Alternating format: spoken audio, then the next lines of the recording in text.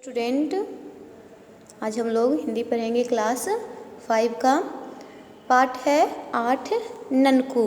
ननकू एक लगभग 10 साल का लड़का है। ये इसी के बारे में कहा गया है, इसके परिवार के बारे में। तो इसके परिवार में इसके मम्मी पापा, दादा दादी और यह एक बहन है। ठीक है, देखिए इसकी कहानी को हम लोग संक्षेप में पढ़ेंगे। तो सबसे पहले कह रहा है इसके अपनी बोलचाल की भाषा में, का रे ननकुआ आज स्कूल ना जाए भी रे।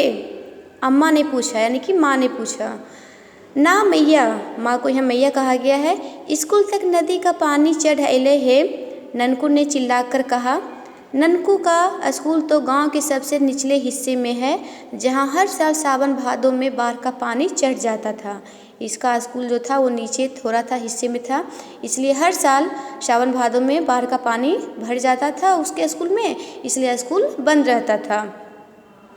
बरसात का महीना ननकू को बहुत प्रिय है, इसलिए क्योंकि आम जामुन के पेड़ पर चढ़ना और गुल्ली डंडा खेलना उसे अच्छा लगता था। हर बार की तरह ननकू अपनी धुन में मस्त गुल्ली डंडा उछालता गांव की छोटी पगडंडी। छोटी पगडंडी का मतलब होता है छोटी सी रास्ता, जहां ज़्यादा चौड़ा नहीं होता है, छोटा होता है। सरपट दौरा चला जा रहा था, इतने में उसे आवाज़ सुनाई दी, ननकू रे, अरे ननकू। उसे लगा कि कोई दूर से पुकार रहा है। पलटकर देखा तो दीदिया हाथ हिला हिलाकर उसे बुला रही थी। दीदिया मतलब दीदी। ननकू के जीव में आया हुआ अनदेखा करके निकल जाए। फिर उसने सोचा कि देख ही आवे क्या बात है। ननकू सोचा कि ये दीदी का आवाज़ है, लेकिन सुन आते हैं कि वो क्या बोल रही है, नहीं तो यानी कि वरना मैया के पास जाकर 10 शिकायत करेगी, यानी कि नहीं जाएंगे तो वो माँ के पास शिकायत कर देगी, जिसमें आधी तो पुरानी होगी, जिनके लिए कई बार वह झिझकी भी खा चुका है। झिझकी का अर्थ होता है मार खाना या चाट खाना, ना चाटा। खैर, सोचता हुआ ननकू पास जा पहुंचा, देखा दीदिया दोनों हाथ से गोबर लपेटे खड़ी है। वह बोली, ननकुआ हाली से गोइठवा थापा देही, बड़ी जोर से पानी आवत है। दीदी के पास गया तो देखा कि दीदी के दोनों हाथ में गोबर लगा हुआ है। तो दीदी बोलती है कि जल्दी से यहाँ पास जो गोइठा उसको थाप दो, यानी कि दीवार में लगा दो, नहीं तो बारिश बहुत ही जोर से आने वाली है। फिर ननकू दीदी को सलाह देता है, दीदिया रे गोइठवा मत थोप, घाम ना निकलते 4 दिन तक, फिर सूखते कैसे। इसका अर्थ है कि बारिश होने वाली है और 4 दिन तक धूप भी नहीं निकलेगा। घाम का अर्थ होता है धूप, धूप नहीं निकलेगा तो गोइठा कैसे सूखेगा। हमर मान तो ई सब गोबर मिट्टी में गाड़ दे ही खाद बन जेते, यानी कि ये जो गोबर है इसको मिट्टी में गाड़ दो तो ये खाद बन जाएगा। ननकू ने अपनी उत्तम सलाह पर दीदिया से एक धोल खाया, यानी कि एक चाट खाया। मार चाट, यहाँ खाने वाला चाट नहीं, मार खाने वाला। खैर, इतने सुहावने मौसम में बड़े बेमन से वह गोइठा थापने बैठा। उसका मन तो नहीं था गोइठा थापने का, लेकिन दीदी के कहने पे वो गोइठा थाप दिया। 2-4 ही गोइठा थापा होगा कि टिप टिप टिप पानी बरसने लगा। दीदिया गोबर की टोकरी दीवार की ओर रख आई, हाथ धोने चली गई। वह हाथ धोने लगी, फिर बोली, सीधे घर जही रे, लगा है जोर से पानी पड़ते। वह कहती है, सीधे तुम घर जाना, लगता है बहुत जोर से पानी पड़ेगा। बाबा निमिया तर बैठल होतीन, बाबा का मतलब यहाँ है दादा, वो बैठल होंगे, उनको घर के अंदर बिठा देना, क्योंकि वहाँ हो सकता है बारिश का पानी आ जाए। ननकू अपने घर के सामने नीम के पेड़ तक पहुंच गया, जहां बाबा खटिया पर बैठे थे। पास जाकर ननकू ने बाबा से कहा, बाबा घर के भीतर चलिए, जोर से पानी पड़ते। वह बाबा को बोलता है कि अंदर चलिए, बहुत जोर से पानी पड़ने वाला है। हे ननकू बचवा, अरे हम तो कितना देरी से बैठल हली, तू ही तो हमर बुढ़ापे के लाठी वह और अंधियारे के दिया।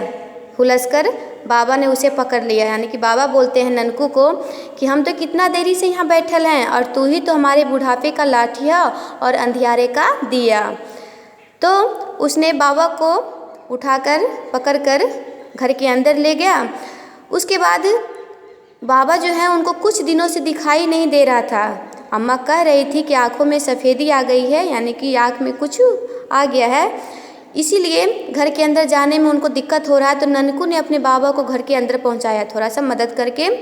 अब क्या करे, पानी तो ज़ोर से पड़ने लगा कि घर से बाहर निकलना मुश्किल था। तभी दीदी की आवाज़ आई, अरे ननकू बचवा, तोर दीदिया और अम्मा कहाँ गेल हेथुन ई बरसात में। कई बार यानी कि इस बार कवन नक्षत्र में पानी पड़े लगली कि छूटते नहीं। दादी फिर बोली, ऐसन बरसात और समुंदर जैसन उफान हम तो कहिनो ना देखल हली। ये बात दादी बोलती है कि इस बार कौन से नक्षत्र में पानी पड़ने लगा है कि छूटने का नाम ही नहीं ले रहा है। उसके बाद ननकू जब घर से बाहर निकलता है पेपर के पेड़ के पास, तो देखता है कि सभी लोग जो दोस्त थे अपने अपने सामान को उठाकर झोपड़ी के छत पे रख रहे थे। गांव में झोपड़ी होता है, फूस की झोपड़ी, यहाँ देख रहे हैं चित्र में। इस प्रकार से झोपड़ी के ही ऊपर सब अपने अपने सामान को रख रहा था। और उसकी एक दोस्त थी ननकू की, ललमुनिया, उसकी झोपड़ी में घुस गया, देखा कि उसकी दादी अम्मा सब लोग अपने अपने सामान को बांध रहे हैं और झोपड़ी पे रख रहे हैं। ननकू भी सहायता करने लगा। तो इतना ही सामान बांधते बांधते ही झोपड़ी के अंदर पानी घुस जाता है और वह टोकरी सर पे रखकर किसी तरीके से वो बाहर निकलता है। जब बाहर आता है तो देखता है कि पूरा दलान में भी घुटने भर पानी भर आया है।